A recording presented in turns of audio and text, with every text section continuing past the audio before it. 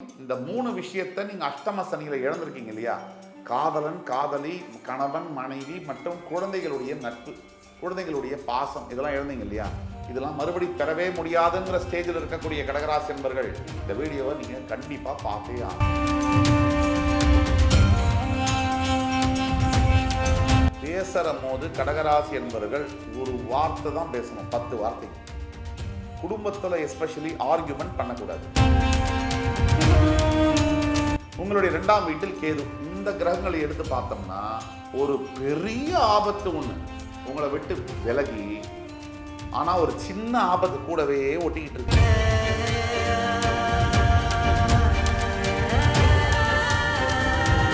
இப்படிப்பட்ட சூழ்நிலையில கடகராசி என்பர்கள் காசை, உங்க காசு நீங்க சம்பாதிச்சது, நீங்க தான் அதை பத்திரமா பார்த்துக்கணும். இன்னைக்கு விட்டுட்டீங்கன்னா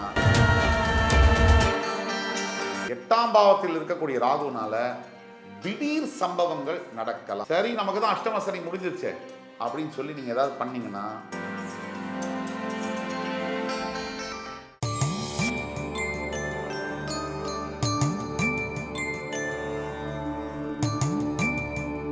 கடகராசி காலத்தை வெல்லும் கடகராசி.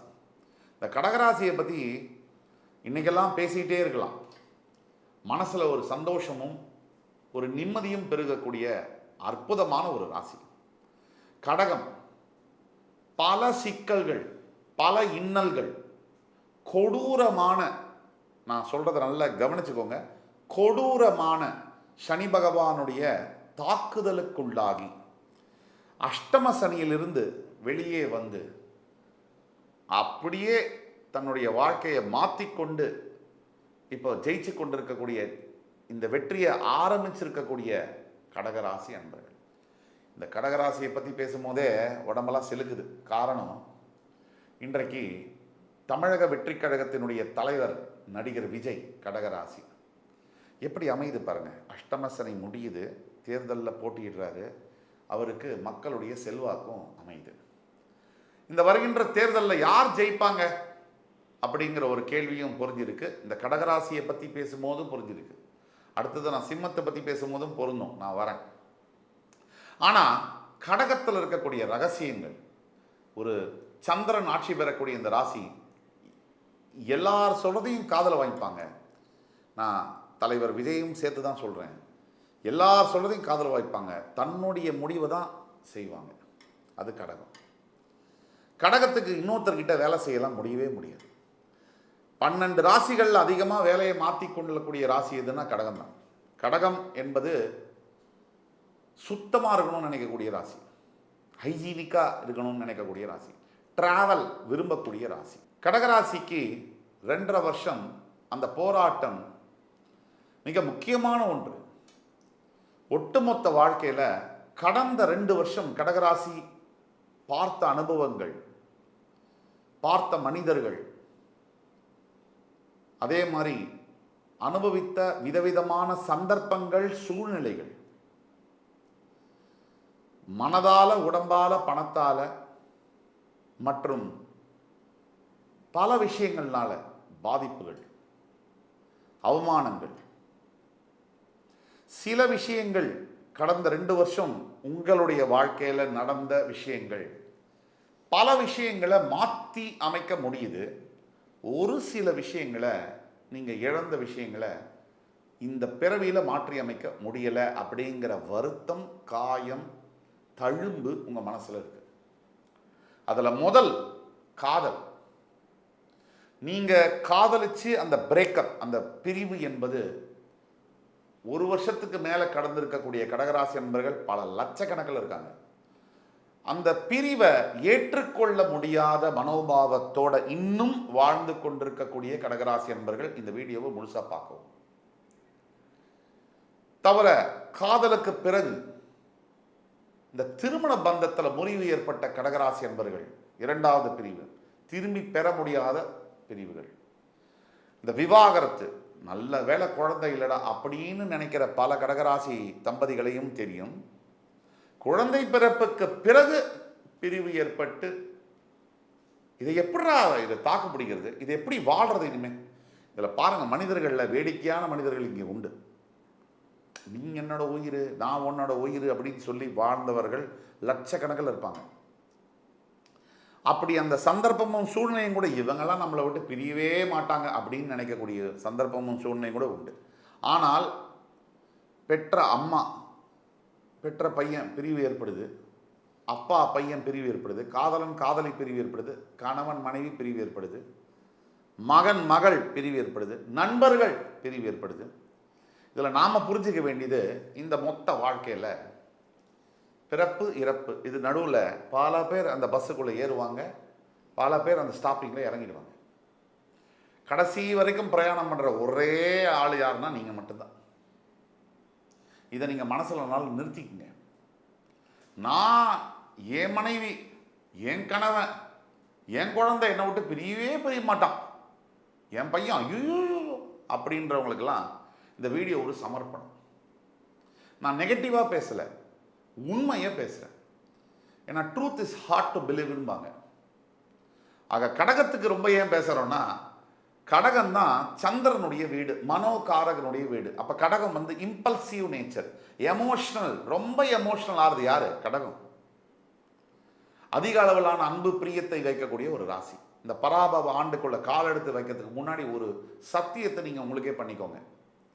எல்லா உறவுகளுமே ஒரு நாள் இறங்கி போயிடும், எல்லா உறவுகளுமே ஒரு நாள் புதுசாக வரும். இது மாறிக்கிட்டே இருக்கும். இது மாற்றங்கள் ஒன்று தான் இந்த ரிலேஷன்ஷிப்பில் நிரந்தரம். யார் அப்பா, யார் அம்மா, யார் பொண்டாட்டி, யார் புருஷன், யார் பையன், இந்த உறவுகளில் உள்ள அந்த நட்பு, அந்த பரஸ்பரம் எல்லாம் மாறும்.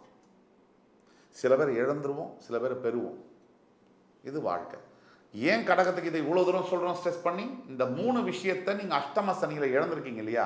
காதலன் காதலி, கணவன் மனைவி மற்றும் குழந்தைகளுடைய நட்பு, குழந்தைகளுடைய பாசம், இதெல்லாம் இழந்தீங்க இல்லையா? இதெல்லாம் மறுபடி பெறவே முடியாதுங்கிற ஸ்டேஜில் இருக்கக்கூடிய கடகராசி என்பர்கள் இந்த வீடியோவை நீங்கள் கண்டிப்பாக பார்த்தே ஆகும். இன்னைக்கு நான் வந்து சும்மா வசனம் சொல்கிறதுக்காக சொல்லலை. எப்பவுமே ஒரு வாசல் மூடி ஒரு வாசல் வைப்பான் இறைவன். இது சத்தியமான உண்மைங்க. எவன் மொத்தம் தோக்கறானோ அப்படின்னா என்ன அர்த்தம் அப்படின்னா, அவன் நாளைக்கு வந்து பெருசாக வந்து ஜெயிக்க போகிறான் அப்படின்னு அர்த்தம். எவன் ஒருத்தன் இன்னைக்கு ஜெயிக்கிறானோ அப்படின்னா என்ன அர்த்தம்னா, நாளைக்கு பெருசாக அவன் தோக்க போகிறான்றது தான் அர்த்தம். இது ஒரு வீல் மாதிரி சுழற்சி முறையில் நடந்துகிட்டே இருக்கும். 30 வருஷத்துக்கு முன்னாடி மிகப்பெரிய சூப்பர் ஸ்டாராக இருந்தவங்க இன்றைக்கு சற்று தடுமாற்றத்தோடு தான் இருக்காங்க.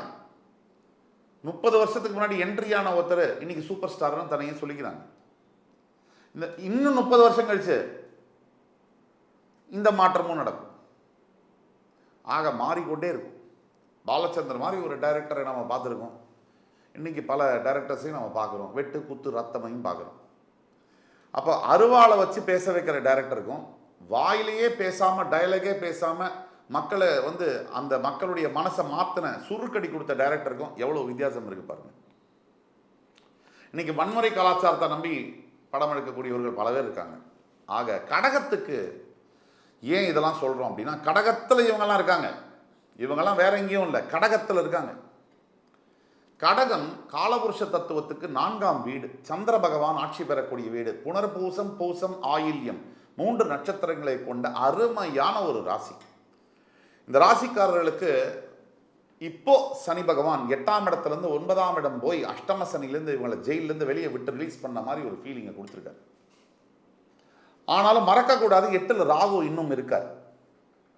இப்போ 12ஆம் வீட்டில் இருக்கக்கூடிய குரு பகவான் ஜென்ம குருவாக மாறி ராசியில் வந்து உச்சம் பெற்று ராசியினுடைய 5, 7, 9ஆம் சிறப்பு வீடுகளை சிறப்பு பார்வையால் குளிப்பாட்டுவார். உங்களுடைய 2ஆம் வீட்டில் கேது. இந்த கிரகங்களை எடுத்து பார்த்தோம்னா ஒரு பெரிய ஆபத்து ஒன்று உங்களை விட்டு விலகி, ஆனால் ஒரு சின்ன ஆபத்து கூடவே ஒட்டிக்கிட்டு இருக்கு ராகு. தவிர வாக்குஸ்தானம், குடும்பஸ்தானம், வாக்கு, குடும்பம், தனஸ்தானம், இதில் கேது இருக்கார். அப்போ பேசுகிற போது கடகராசி என்பவர்கள் இந்த ஆண்டு பராபவ ஆண்டில் ஒரு வார்த்தை தான் பேசணும், 10 வார்த்தைக்கு. குடும்பத்தில் எஸ்பெஷலி ஆர்கியூமெண்ட் பண்ணக்கூடாது. பணம் வரும், ஆனால் செலவு பண்ணக்கூடாது. ஜாக்கிரதையா இருக்கணும். உங்களை சுத்தி பருந்து கழுகுக மாதிரி சுத்திட்டு இருக்காங்க. யாரெல்லாம் அட்வர்டைஸ்மெண்ட் கம்பெனிஸ், ஃபேஸ்புக்கை திரும்பினா ஆடு, இன்ஸ்டாவை திருப்பினா ஆடு, டிவியை பார்த்தா ஆடு, பேப்பரை படித்தா ஆடு. எதுக்கு இந்த ஆட்ஸ் எல்லாம்? உங்கள் கல்லா பையில் இருக்கிற காசை அப்படியே களவாடுறதுக்கு தான். அதை சொல்லி இதை வாங்கணும், உங்களை நம்ப வைப்பாங்க. நீங்கள் இந்த ப்ராடக்ட் இல்லாமல் வாழவே முடியாதுன்னு உங்களை நம்ப வைப்பாங்க. அதுதான் இன்னைக்குள்ள விளம்பர உலகம். மீடியாலாம் விலை போய் 500 வருஷம் ஆயிடுச்சு. நம்ம மீடியாவெல்லாம் நம்புறதுக்கெல்லாம் ஒன்றுமே இல்லை இனிமேல். மீடியாவில் எதை பேச சொல்கிறாங்களோ, எதை செய்தியாக போட சொல்கிறாங்களோ, எதை பார்க்க சொல்கிறாங்களோ அதுதான் மீடியா போடுறாங்க. இதில் அத்தி பூத்தாப்பில் ஒரு மீடியா 2 மீடியா டிவி நியாயமாக இருக்காங்க. அவங்க கண்ணுக்கே நமக்கு தெரியறதில்ல, கண்ணுக்கு வரவும் மாட்டாங்க. இப்படிப்பட்ட சூழ்நிலையில் கடகராசி என்பர்கள் காசை, உங்கள் காசு நீங்கள் சம்பாதிச்சது, நீங்கள் தான் அதை பத்திரமா பார்த்துக்கணும். இன்றைக்கி விட்டுட்டிங்கன்னா அவுட்டு. புரியுதா? கையில் காசு இருக்க வரைக்கும் 5 ரூபா உங்கள் கையில் இருக்குது. வெளியே போயிடுச்சுன்னா அது இன்னொருத்தரோட காசு. இந்த கவனத்தை நீங்கள் கடகராசி என்பர்கள் ஏற்படுத்திக்கணும். 2. அதே மாதிரி ஜென்ம குருவாக வரும்போது ஜூன் 2ஆம் தேதிக்கு பிறகு உடல் உபாதைகளை கண்டிப்பாக ஃபேஸ் பண்ணித்தான் ஆகணும். ஹெல்த்தில் ப்ராப்ளம் வரத்தான் செய்யும். உங்களுடைய ஹெல்த்தை விட உங்கள் அம்மாவோட ஹெல்த்தில் பிரச்சனைகள் வர அதிகமான வாய்ப்புகள் இருக்குது. அப்போ நீங்கள் அம்மாவுடைய ஹெல்த்தை கேர் பண்ணணும். ப்ளஸ் உங்களுடைய 5ஆம் வீடு, 7ஆம் வீடு, 9ஆம் வீடு உச்ச குருவாக பார்க்கும்போது எல்லா விதமான நல்லதும் தேடி வரும். பட்டிங்கல்ல ஜெயிலில் கல் உடைச்சா மாதிரி அஷ்டம சனி காலகட்டத்தில் அதற்குண்டான ஃபீஸ், கூலி உங்களை தேடி வரும் வட்டியோட. ஆக 8ஆம் பாவத்தில் இருக்கக்கூடிய ராகுனால திடீர் சம்பவங்கள் நடக்கலாம். என்ன சம்பவங்கள்? சரி, நமக்கு தான் அஷ்டம சனி முடிஞ்சிருச்சே அப்படின்னு சொல்லி நீங்கள் ஏதாவது பண்ணிங்கன்னா வம்பு வழக்கில் முடியலாம். எவனோ ஒருத்தன் ரோட்டில் போவான், உங்களை ஏதாவது சொல்கிறான், நீங்கள் அவன்கிட்ட போய் வம்புக்கு போனீங்கன்னா பெரிய அடிதடி சண்டையாகி போலீஸ் கேஸ் ஆகி ஆஸ்பத்திரிக்கு போய் பிரச்சனையெல்லாம் நடக்கலாம். ஆனால் உங்களுடைய 9ஆம் வீட்டில் இருக்கக்கூடிய சனியினால் உங்களுக்கு நல்லது தான் நடக்கும். பெருமளவில் பாதிப்புகள் இருக்காது. ஏன்னா உச்சகுரு 2ஆம் தேதியிலேருந்து அந்த சனியை பார்க்கவும் போகிறாரு. அதனால் ரொம்ப சலிச்சுக்க வேண்டாம். கடகத்தை பொறுத்த வரைக்கும் இந்த பராபவ ஆண்டு உங்கள் வாழ்க்கையில் ஒரு டாப் 5 இயர்ஸ் அப்படின்னா அதில் ஒரு ஆண்டாக இந்த கடகம் வரும். ப்ரொவைடட் ராகு பகவானை மனசில் வச்சுட்டு ஒவ்வொரு சனிக்கிழமை தோறும் இந்த பாம்பு புத்து இருந்துச்சுனால் பால் ஊற்றலாம். இந்த சிட்டியில் பாம்பு எங்கே? நம்மளே பாம்பாக தானே இருக்கும். மனிதர்கள் எல்லாருமே பாம்பை விட மோசமாக இருக்கிறதுனால பாம்பு நம்மளை விட்டு வெளியே போயிடுச்சு. அதனால் அம்மன் கோவில்களில் அபிஷேகம் செய்து வழிபடுவது மிகவும் நல்லது. இந்த சனிக்கிழமை தோறும் அம்பாளை தரிசனம் செய்து அம்பாள் கோவில்களில் போய் வழிபடுவது நல்லது. இப்போ நம்ம பேசிட்டு இருக்க எல்லாமே பொது பலன்கள். டியர் பிரதர்ஸ் அண்ட் சிஸ்டர்ஸ், இப்போ நம்ம பேசிட்டு இருக்கிறதெல்லாம் பொது பலன்கள். அதாவது தனிப்பட்ட உங்களுடைய பிறப்பு ஜாதகத்தை பார்த்தா உங்களுக்கு இந்த பராபவ ஆண்டு என்ன செய்ய போகிறது என்பதை 200% துல்லியமாக கணித்து சொல்ல முடியும். நீங்கள் கீழே கொடுக்கப்பட்டுள்ள வாட்ஸ்அப் நம்பரில் எங்களை தொடர்பு கொண்டு ஆன்லைன் கன்சல்டேஷன் எடுத்துக்கும் போது உங்களுக்கான ப்ரெடிக்ஷன்ஸை கிளியராக பேச முடியும். இப்போ நம்ம பேசிகிட்டு இருக்கிறது ஜென்ரல் ப்ரெடிக்ஷன், பொது பலன்கள். ஆக பொதுவாக கடகராசிக்கு இந்த பராபவ ஆண்டு நல்லா இருக்குது, டவுட்டே இல்லை. சில இடங்களில் கவனம் தேவை. பேசும்போது, பணம் செலவழிக்கும் போது, உடல் ஆரோக்கியத்தில் பம்பு வழக்கு, தேவையில்லாத வாக்குவாதங்களில் கவனம் தேவை. இதுதான் நம்ம சொல்ல வர்றது. ஆக உங்களுக்கு கண்டிப்பாக அருமையான ஒரு பொற்கால ஆண்டாக இந்த பராபவ ஆண்டு அமையத்தான் போகிறது. நீங்கள் வெற்றி பெறதான் போகிறீங்க. இந்த காணொளி என்பது உங்களுக்கு பிடிச்சிருக்கும்னு நம்புகிறோம். அடுத்து வரும் காணொளியில் வேறொரு சந்தர்ப்பத்தில் என் அன்பிற்கினிய கடகராசி என்பர்களை மறுபடி சந்திக்கும் வரை உங்களிடமிருந்து விடைபெறுவது உங்கள் சுபாஷ் பாலகிருஷ்ணன். நன்றி, வணக்கம், வாழ்க வளமுடன்.